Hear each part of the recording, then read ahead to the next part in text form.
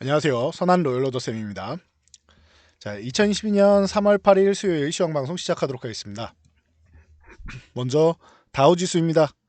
자, 다우지수가 이렇게 횡보를 하고 있는데 제롬 파월 의장이 한마디 매파적인 발언을 했더니 쑥 흔들렸습니다. 그런데 잘 생각해보면은 저게 정말로 시장에 큰 충격을 줄 거라고 하면은 뭐 한 3%, 4% 밀려야 되는데 그 정도 수준은 아니었죠. 1.72%. 물론 매파적인 발언은 맞습니다. 그리고 최근에 이 박스권 하단 이 32,600포인트 구간부터 해가지고 반등이 나왔는데 이 반등 나온 정도를 이제 그 반납한 정도고 하단을 또 훼손하거나 하지는 않았어요. 그렇다라고 하면 아직 조금 더 지켜볼 필요는 있다라고 여러분들 생각하시면 될 것 같습니다. 너무 부정적으로 생각할 필요는 없을 것 같아요.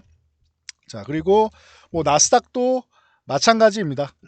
나스닥도 1.25% 밀렸는데 사실 매파적인 발언에 의해서 급락이 나온다라고 하면은 성장주 쪽에 조금 더 타격을 입는 게 아주 정상적인 일이죠. 기존에도 나스닥은 못 올라오다가 뒤늦게 올라오지 않았습니까? 그런데 보시면은 나스닥이 덜 밀렸죠. 다우가 1.7% 밀리는데 나스닥이 1.25 밀렸습니다. 그렇다라고 하면은 나스닥이 이렇게 덜 밀릴 정도면은 생각보다 이번 제롬 파월 연준의장의 발언은 큰 충격이 되지 않는다 정도로 생각하시면 될 것 같습니다. 그리고 기존에 계속 말씀드렸죠. 이 제롬 파월의 성향. 제롬 파월 의장 같은 경우에는 기존에 2년 전 생각해 보시면은 계속 얘기 나오는 게 인플레이션 때문에 금리 인상해야 되는 거 아니냐? 한 9월 정도에는 해야 되지 않겠냐라는 얘기가 계속 나왔었는데 뭐라고 했습니까? 우리는 최대 고용 쪽을 신경 쓰겠다. 고용이 안정화가 되면은 그러면은 금리 인상할 수 있는 여건이 되니까 고용이 우선이다라고 계속 얘기를 했습니다. 지금 뭐라고 하고 있죠? 지금은 원하는 목표 물가에 도달해야 된다라고 얘기를 하고 있죠. 고용이 목표치에 도달하고 안정적인 수준이 확인될 때까지 연말까지 고집을 부렸어요. 9월부터 해도 되고 12월부터 해도 되는 것을 고집 부리다가 12월 끝나고 나서 연말부터 갑자기 언제 내가 비둘기파적이었냐는 듯이 누구보다 매파적인 입장으로 바뀌었죠. 네. 완벽하게 입장을 바꿉니다. 이번에도 마찬가지예요. 그때까지는 물가가 목표치에 도달할 때까지는 이 사람은 계속 매파적인 의견을 내요. 그래서 이게 특별한 게 아니에요. 좋은 의견 안 나올 거 알고 있었습니다. 누구나. 제가 알고 있는 거를 미국에 있는 학자들이 모르고 다른 연준위원들이 모르고 기자들이 몰랐겠습니까? 다 알아요. 제롬 파월은 원래 이런 성향의 사람이에요. 그러니까 시장이 생각보다 충격을 안 받는 거예요. 아, 파월은 원래 저런 사람이야. 원래 계속 주장해왔던 부분 다른 데를 보지 않아요. 자기가 보는 부분이 딱 이렇게 있으면은 이 길만 봐요. 이 길 안에서만 보고 이 길의 목적지에 도착하면 거기서 급선회를 하던 유턴을 하던 그때 결정을 하는 사람입니다. 그러니까 그때까지는 여러분들 계속 매파적인 의견 나온다라고 생각하시면 돼요. 그래서 이 정도까지 생각하시면 되고요. 그리고 발언을 잘 들어보면은 고용지표가 너무 좋아서 더 올릴 수 있다라고 얘기를 하잖아요. 나빠서가 아니라 고용지표가 좋아서 올릴 수 있다라는 얘기를 하죠. 그러니까 물가만 조금 안정되면 된다라는 뜻입니다. 여기까지 체크하시고요. 자, 코스피 그래서 어떻게 했습니까? 1.28 나스닥 정도 수준이죠. 크게 안 밀렸죠. 2,400 한참 남았습니다. 그런데 재밌는 거는 여러분들 내일이 옵션 만기일입니다. 이 선물 옵션 만기일입니다. 자, 보시면은 선물 옵션 만기일 어떻게 돼 있습니까? 지금 포지션이 지금 현재 등가보다 살짝 외가 쪽에 이제 놓여있는 이 구간까지는 콜옵션 매수가 있는데 320포인트 쪽 보니까 어떻게 했어요? 외국인들이 매도를 많이 쌓아놨죠. 그러니까 이 구간을 넘어가기 어렵다는 거. 얼마 정도 돼요? 그럼 2460포인트에서 한 2470포인트 정도 되는 구간은 넘어가기 어렵다라는 뜻이에요. 자, 보세요. 자, 코스피 지수가 최근에 어디까지 올라왔습니까? 2460에서 70 돌파 시도한 게 어제였죠. 그리고 나서 여기서 일부러 누릅니다. 윗꼬리 달고. 그리고 나서 오늘 밀렸죠. 잘 보세요. 우리나라는 만기일 영향력 때문에라도 여기를 넘어가기가 쉽지 않다. 2460에서 70. 그건 내일까지예요. 어차피 그래봐야. 추후에 넘어갈 겁니다.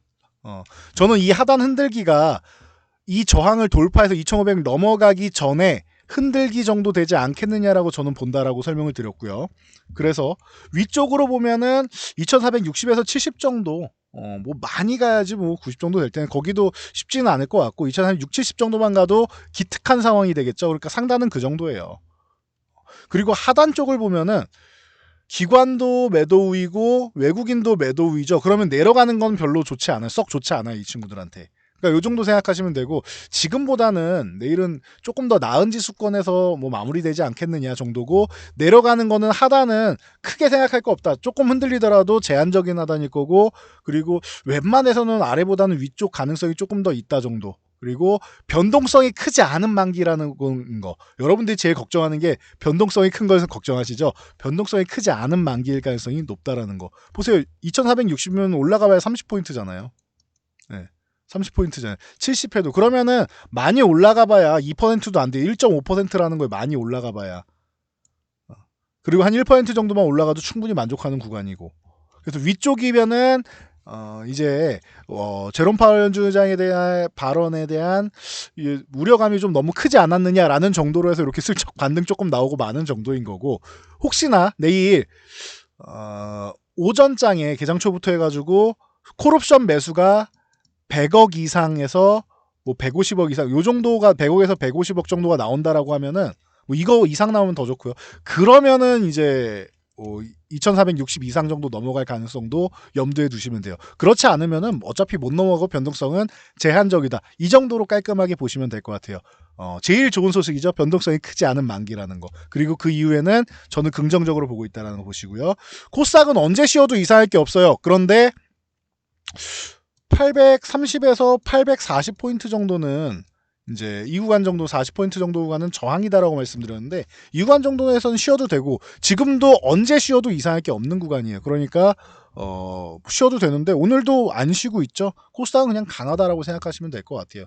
이게 왜 그런지 좀 살펴본다라고 하면은 자, 코스피는 이 삼성전자를 비롯해서 대형주들이 좀 쉬고 있죠. 삼성전자 오늘 어떻게 보면 또 저점을 잡을 가능성이 있는 캔들 하나 만들었으니까요. 이거 자 유심히 보시고 자 SK하이닉스 같은 경우도 이제 밀려 내려왔는데 요거 아직 아래 꼬리가 조금 짧아서 아쉬워요. 그럼 삼성전자가 조금 더 먼저 올라갈 가능성이 높은 캔들인데 뭐 요건 좀 지켜보자고요. 그래서 그렇게 보시면 되고 자, LG에너지솔루션 같은 경우는 55만 원을 넘어왔는데 오늘 지지력 테스트 받았죠. 그리고 LG에너지솔루션이 끌고 올라갈 가능성 충분하지 않느냐. 그러면 혼자 가겠습니까? 삼성 SDI랑 SK이노베이션 같은 경우가 같이 움직일 거고 아니면 적어도 LG화학이라도 움직일 수 있다 정도로 보시면 될 것 같아요. 이해가 되시겠죠? LG화학 같은 경우는 요 70만 원 흔들기 정도까지는 나올 수 있다고 해도 뭐 지지력 테스트 요거 살짝 이탈했다 회복되거나 이 정도 나오면은 LG에너지솔루션이랑 네가 먼저 가니 내가 먼저 가니 할 수도 있다라는 거. 수급이 서로 주거니 받거니 하려는 방법도 나올 수 있겠죠. 그래서 이렇게 보시면 될 것 같고 기아 같은 경우가 최근에 굉장히 양호한 모습을 보이고 있다라는 거 참고하시고 그럼 현대차가 한 번쯤 올라올 때가 됐는데 뭐 크게 정신은 못 차리고 있습니다. 그래서 이거 참고하시면 되고 현대차는 21만 원을 넘어가도 이상할 게 전혀 없어요. 그런데 지금은 뭐 수급이 이쪽으로 돌아서지 않고 있다라는 정도 보시면 되고요. 뭐 KB금융이나 이런 은행주들이 이제 반등 나올 타이밍이 됐는데 여기도 이제 수급만 들어오면은 이렇게까지 뭐 급락이 나올 정도 수준은 아닌데 반등 정도는 또 모색 한번 해볼 수는 있겠죠. 그래서 중국 소비 관련주들이 이제 정책에 대한 실망감으로 시크릿 업종이 그렇게 뭐 좋지 못했다라고 하는데 보시면은 그래서 뭐 현대해철 같은 경우가 내려왔죠. 근데 오늘 아래 꼬리다는 거 보면은 그래도 부양책이 아예 안 나오는 건 아니니까 그리고 경기는 계속 살릴 거니까 쟤네는 이 중국 같은 경우 5% 경제 성장률 달성할 때까지는 부양책을 펼쳐요. 그러면은 지금 원하는 만큼 아니더라도 점진적으로라도 회복이 될 거다라는 기대감은 나올 수 있습니다. 그럼 이거 오히려 저점일 수가 있어요. 이거 참고하시고 포스코홀딩스 같은 경우도 지금은 뭐 횡보하면서 쉬고 있는데 이쪽은 리튬 관련해서도 지금 뭐 그 리튬 호수 아르헨티나 염호가 250조의 가치를 갖고 있다라고 누누이 말씀드리고 있습니다. 그러면은 포스코 케미칼이나 이런 쪽을 통해서 지수 상승을 이끌 수 있다라는 거 이거 참고하시면 될 것 같아요. 그리고 LG 에너지 솔루션이랑 포스코 케미칼이 기존에도 지수를 먼저 끌고 갔었으니까 이런 쪽이 움직일 수 있다라는 것도 한번 생각해 보시면 될 것 같고요. SKI 테크놀로지 같은 경우가 참 오묘해요. 얘가 움직이면 좋겠는데 분리막 쪽은 아직까지도 뭐 그 크게 소식이 없다 정도 보시면 될 것 같고 코스닥은 왜 좋았느냐? 에코프로. 자, 유럽의 핵심 원자재법 이제 일주일도 안 남았죠. 그러니까 뭐 마지막 불꽃 정도 되지 않겠느냐라고 보고 있는데 언제 조정받아도 이상할 게 없는데 아직까지는 살아있다라는 정도 체크하시고요. 지금은 신규 매수로 들어가기에는 너무 어렵죠. 에코프로 비행 같은 경우도 그렇고 오히려 이쪽보다는 LNF 쪽을 지금 뭐 후발주 쪽으로 보거나 아니면 안정적으로 포스코케미칼을 보는 뭐 변동성은 좀 적더라도 그쪽을 보는 것도 방법이 될 수 있을 것 같습니다. 아니면은 성일하이텍이나 뭐 이런 뭐 이쪽 같은 경우도 여기서 조금 더 조정받으면은 매매할 만하고 양봉 이제 중심선 정도까지 내려와 주면 좋겠는데 16만 원 전후 되겠죠. 이 정도까지 내려와 주면 아주 좋겠는데 내려올지는 모르겠어요. 그리고 세비캠 같은 경우는 별로 안 올랐죠. 그러니까 세비캠 같은 경우가 쉬면은 좋은데 12만 원 구간 여기 흔들기 정도 나오면서 아래 꼬리 나오면 좋았는데 뭐 내려가지도 않네요. 그럼 여기 중심 정도 지켜주는 모양이니까 지켜준다라고 하면 이런 것도 매매 가능하고 코스모 화학이 기존에 원래 대장이었죠. 에코프로와 함께 쌍두마차였는데 얘가 열심히 달려주고 있으니까 이렇게 폐배터리 관련주들 잘 보시고 뭐 이소화학이나 이런 쪽도 최근에 굉장히 많이 올라서 이제 경고를 먹은 상황이죠. 그래서 이 양봉 중단 정도까지 내려와도 이상할 게 없는데 아래 꼬리 달면서 또 다시 한번 힘내주고 있습니다. 그러면은 CIS 같은 경우가 같이 좀 움직여도 되는데 얘가 아직 좀 약하죠. 그럼 얘가 조정받을 때 여러분들이 보는 것도 방법이 될 수가 있습니다. 이런 식으로 보시면 될 것 같고요. 자, SM 어제 자세하게 설명드렸으니까 간단하게 말씀드릴게요. 15만원부터 시작이다라고 계속 말씀을 드렸어요. 저는 기존의 카카오 91,000원 이거 날강도심보다 원래 말씀드렸죠. 91,000원, 92,000, 뭐 92,300원이었나요? 이렇게 해서 전환사채랑 이제 유상증자 받는 거 이거는 날강도심보다 그래서 하이브가 주장하는 것도 맞다. 그런데 그렇게 주장할 거면 본인들도 제대로 가격을 매겨야 되는데 12만 원에 공개 매수하겠다. 야, 니네도 날강도심보는 똑같다. 왜냐하면은 카카오는 경영권을 생각하고 가져간 게 아니라는 이 전제를 달고 가져갔기 때문에 프리미엄을 안 붙였는데 얘는 경영권을 가져간다라고 해놓고 프리미엄을 붙인다고 했는데 20% 붙여놓은 거죠. 그럼 이것도 날강도는 똑같은 거예요, 여러분. 카카오가 더 싸게 가져가려고 했지 않았느냐라고 했는데 경영권 프리미엄을 붙였느냐 안 붙였느냐 이게 굉장히 차이가 있는 겁니다. 그러니까 이거 참고하시면 될 것 같아요. 그래서 하이브도 날강도였고 제가 볼 때는 15만 원부터 공개 매수는 시작이고 이게 공개 매수 최저가일 겁니다. 정확하죠? 여기는 가능성은 있어요. 근데 될지 안 될지 모르겠고요. 15만 원에서 18만 원 아래 정도 제가 생각한 가격은 요 사이 과열되면 한 17만 원대 정도까지는 가능성이 있고 한 15만 원 정도는 넘어야 되지 않겠느냐 했는데 딱 카카오가 제 마음을 알았는지 15만 원에 공개 매수를 냈고 지금 18만 원 넘어갔습니다. 여기만 유지해 준다라고 하면은 이 카카오도 실패하겠죠. 그럼 이 실패하면은 가능성 있는 거 카카오가 했던 것처럼 하이브도 뭐 가능성이 있고 뭐 요거는 봐야겠죠. 그렇게 해서 이제 문제가 생긴다라고 하면 뭐 안 하는 게 맞으니까. 근데 요거는 좀 뭐 지켜볼 만할 것 같아요. 그래서 카카오랑 하이브랑 조금씩 높이면서 이제 가격을 올린다라고 하면은 제가 생각한 뭐 18만 원 아래쪽에서 될 가능성이 높다고 하고 있는데 혹시나 과열되면 뭐 20만 원을 건드릴지 또 모르죠. 그래서 SM 같은 경우 지금 너무 많이 올라가지고 내가 못 사겠다 하시는 분들은 SNCNC 이것도 나는 높다라고 생각한다. 혹시나 이중천장이면 어떡하냐 생각하시는 분들은 디어유 같은 경우 보시면 돼요. 핵심이죠. 이 자회사 중에서 이 팬덤 플랫폼을 가진 핵심 자회사죠. 그래서 디어유는 안 판다라는 얘기도 나왔죠. 그래서 지금 요렇게 흘러내리고 있으니까 하단 부분이죠. 여기서 사서 뭐 요렇게 올라오는 거 적절히 이제 한 10% 정도로 해서 치고 나오셔도 되고 만약에 5만 원을 넘어간다라고 하면 이거는 이중천장을 찍던 뭐 저항을 돌파하던 중장기적으로는 저는 이 종목이 10만 원을 넘어도 이상할 게 없다고 생각해요. 중장기가 아니라 장기죠. 아주 수년간 있으면은 저는 이 팬덤 플랫폼이 이 가상현실 쪽으로 해서 메타버스로 들어가고 지금 4세대 아이돌이라고 하는 거 4세대 맞겠죠?